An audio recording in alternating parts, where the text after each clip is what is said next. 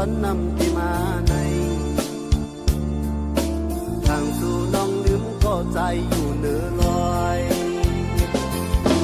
โอ้ไว้เพิ่นพุดน้ำยุ่งโตเพิ่นจุกซื้อของมือถึงในยืนน้ำไหล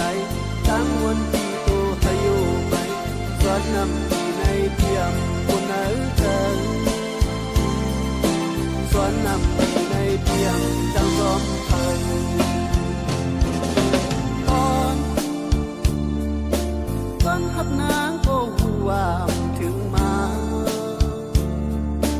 ลืมเปียวแดดวงโวยความไกลยันกันกว่าหึงเลยความมันกันนำต้องเย้าเอาลืมมือคำนั้นน้องทุกข์ก็จมอยู่ยานใจ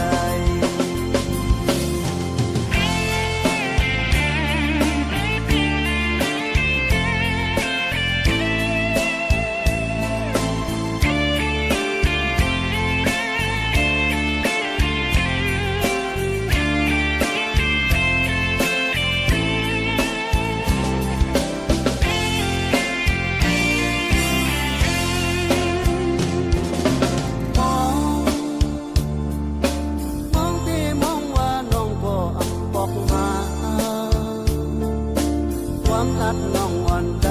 คิดเขามือต้องดึงอ่อนหุ้มทุกข์บ่ฮอดถึงชิงสวนนำ